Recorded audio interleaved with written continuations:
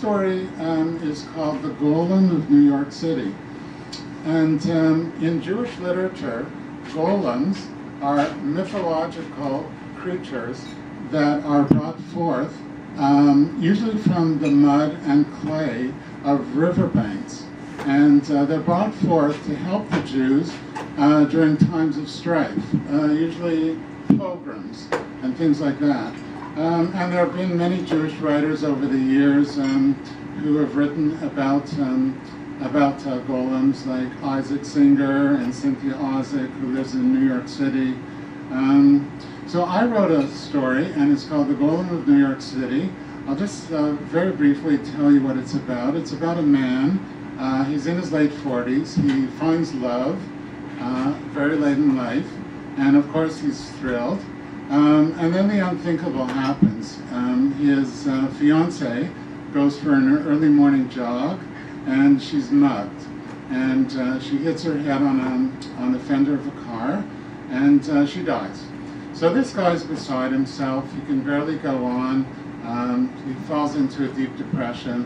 And he ends up going to a rabbi who is schooled in the Kabbalah, the mystical aspect of Judaism.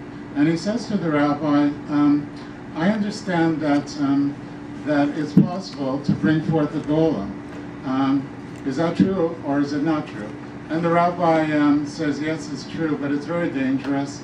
And the guy basically pleads with the rabbi to help him bring forth a golem in the image of Rachel, his fiancée. I mean, he just really wants to see her once again.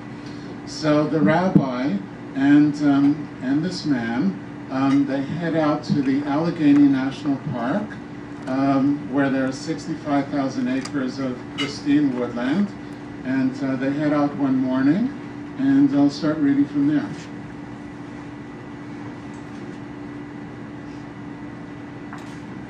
And they're now going to erect this golem.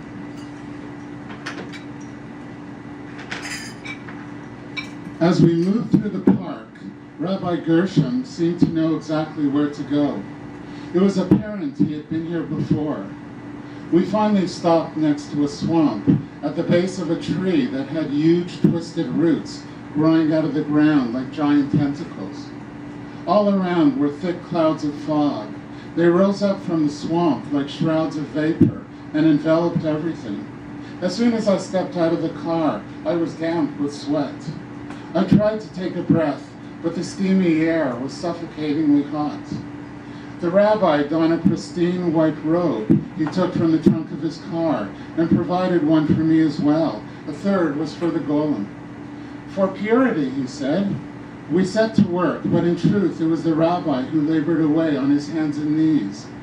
I mostly watched in awe, but every now and then wondered what a rational, educated man like me was doing in a remote area of a national park, playing in the mud. If anyone happened upon us, I have no doubt that with white robes that cascaded to our ankles, they would have thought we were part of some cult. It didn't really matter, though. I just wanted to see Rachel again, to tell her I loved her. The surface of the swamp was very still as Rabbi Gershom worked away.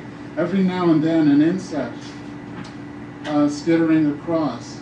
I touched the water with my hand. It was strikingly warm, and I could see to the bottom, where all manners of green plant growth resided. A short distance away, a brightly colored yellow and black salamander rested on a moss-covered rock that jutted from the water, and at my feet, two brown-spotted frogs plopped through the mud. The rabbi used his hands to form the figure, whispering in Hebrew, not a word of which did I understand. I'm praying for success in this endeavor, he explained. Over here, he said, motioning to me, the fingers. I got down onto my knees and formed them as best I could, but they looked less like fingers than spindly tree branches. It's okay, assured the rabbi. We only need a general outline. After an hour, the mud figure had been carved. It lay there like an alien being, brown, but bloodless. This can't work, I said in desperation. The rabbi was not through. He layered more mud onto the forehead and used a twig like a master craftsman, carefully shaped a word with Hebrew lettering, emet. He turned to meet my disbelieving eyes. It means truth. Hebrew letters have substance within the world, he advised. In the right hands, they can be harnessed to create great power. He covered the creation with a piece of cloth. We must let it harden in the sun. As we waited, nary a word was exchanged between us. We sat in the front of the car and rested, mud and earth from our robes falling onto the floor. Constructing such an entity is a way to cleave to God, he said, breaking the silence. It's a way of understanding God's plan. I closed my eyes and tried to relax, but couldn't. Despite the great faith I had in the rabbi as a learned person, for the very first time since this whole episode began, I wondered whether the man I was sitting next to was a bit demented. I even considered leaving. But Rabbi Gershom left the car just as I was about to voice my doubts. He stood above the mud figure and removed the cloth. The mud had hardened sufficiently, but there was a large crack running down the middle of the breastbone, and the rabbi set about preparing it with water. Then he got onto his knees and bent down low to his creation, blowing into the nostrils. What happened next will sound unbelievable, but as God is my witness, it took place before my disbelieving eyes. The inanimate shape began to glow like the embers of a red-hot fire, and the fingers and toes started to sprout nails, the head, black hair. I took a few steps backwards. This was black magic, the devil's work. The rabbi ordered me to get a bucket that was in the back seat. Last night after you left, I took some earth from Rachel's grave. I knew you wouldn't have been up to it. He told me to sprinkle the earth from the bucket onto the glowing figure. So I did. With each handful of dirt, the thing started writhing, moving more and more, coming to life. Remarkably, Rachel's face started to form, her lips, eyes, ears, even her arched eyebrows. It was Rachel, there could be no doubt. We each grabbed an arm and dragged the figure through the mud onto solid ground. The creature kicked a number of times, as if trying to get a foothold in the fetid, swampy earth. We then helped the golem to its feet, or rather, I should say that the rabbi helped her up.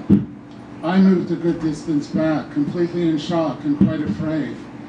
He wiped the mud and muck from her naked body with a towel, and then pulled the white robe over her. The golem remained still throughout, barely moving, seemingly indifferent to what was transpiring. He maneuvered her into the back seat of the car, and I noticed how stiffly she moved. I voiced my concern to the rabbi. Well, she'd just been born, he answered. I bet you didn't move that gracefully when you were born. Thank you. Yeah.